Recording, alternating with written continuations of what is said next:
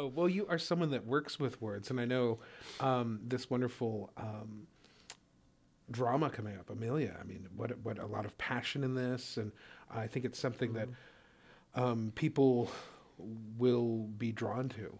I'm looking forward to it. Would you tell us a little bit about Amelia and writing this opera? Sure. Because this is something actually you became a father while writing I this opera, did. right? I did. This opera is 9 years in the making. From the very first ideas that I had for it, 2 years before Spate Jenkins, the general director of the Seattle Opera, contacted me. Then, since then, it's been 7 years of development of the idea. And 2 years ago, my wife and I had our son. Almost 2 years now. It's an opera called Amelia.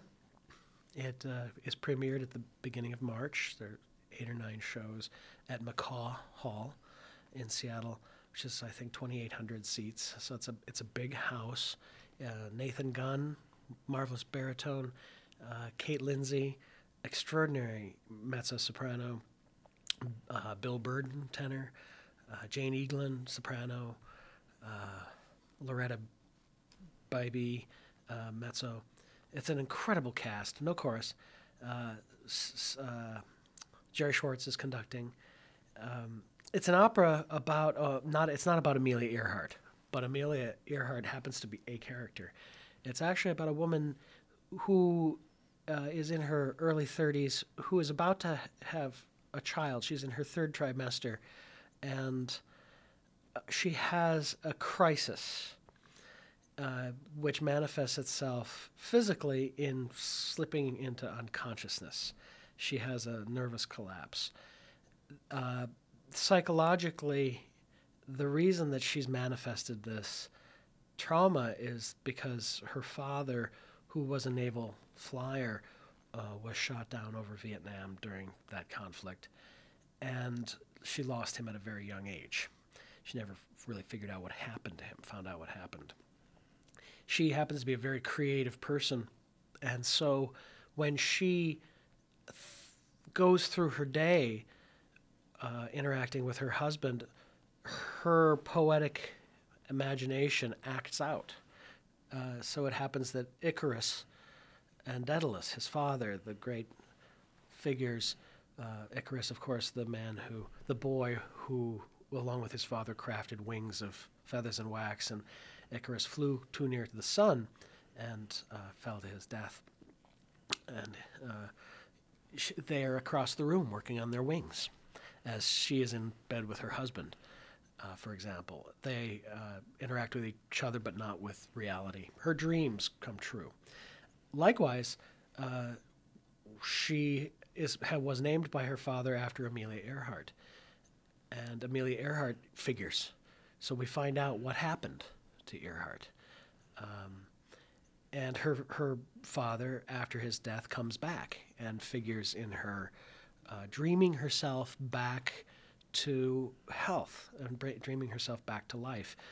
This isn't in any way Christian Science or anything like that, but what it is an enactment, really, of what's going on inside of her heart and her mind as she comes to terms with her father's loss.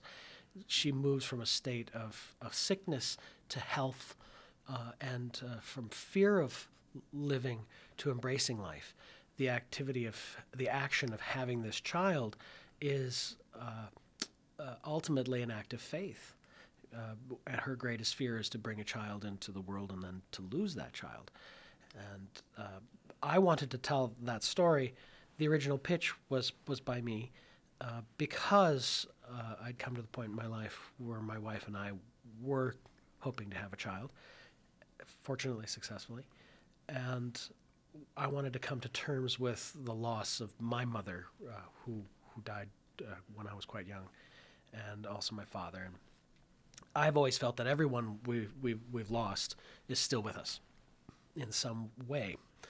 And this opera, that's why all these characters are still with her, because that's the way I craft my sanity, and it seemed to me it's a good way to draft a play. So when Spate Jenkins signed on to this general treatment, he said, well, what kind of poet would you like? I said, well, there's a wonderful poet named Gardner McFall I met 20 years ago at Yaddo, an artist colony in upstate New York, whose father actually was lost and whose life story I'm essentially co-opting here. And I'd like you to read her poetry. Perhaps she would serve if she's willing. And he just fell in love with her poetry.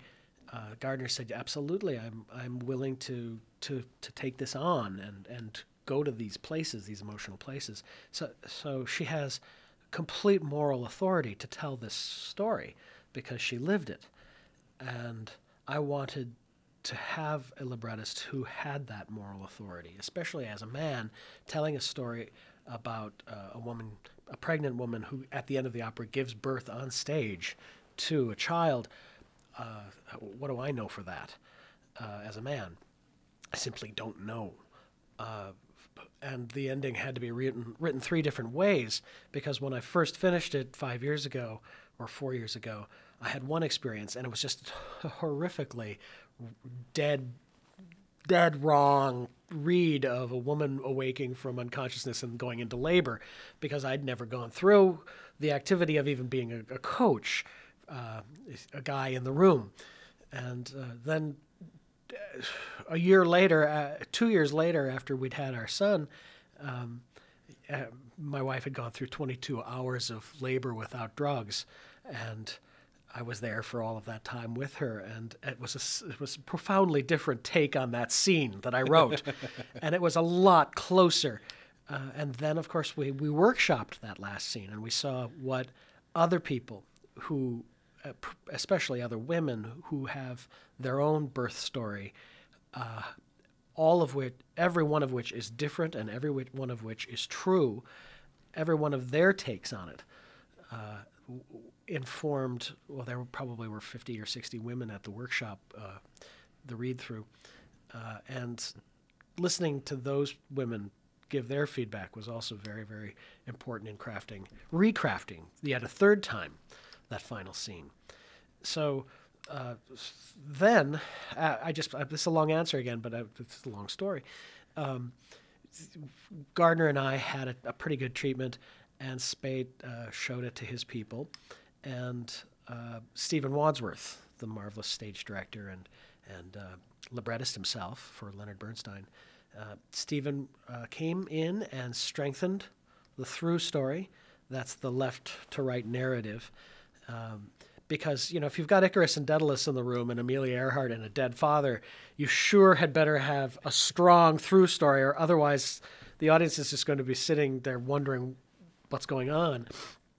So Stephen tightened it and added a flashback to Vietnam, where we actually have characters singing in Vietnamese and her father being shot on stage, and it's a harrowing 25-minute scene with NVA officers and villagers, and it's tough going. I wanted to write an opera that addressed our experience in Vietnam, but I didn't think I was going to be able to go there with this piece. I thought maybe, well, time's running out now. I'm a heck of a lot closer to 50 than I am to 20. So I was frightened to write that scene, and Stephen said, well, now it's time to do this thing. So he insisted on that scene, and his authority as a dramaturge, Gardner's moral authority as the owner of this story, and as a woman, and my deep psychological and emotional attachment to the issues that the characters are going through, I think make for the piece I think I've been working toward writing for 25 years. So I'm very, as you can see, I feel very seriously about it. I have hopes for the piece. Yeah. Yeah.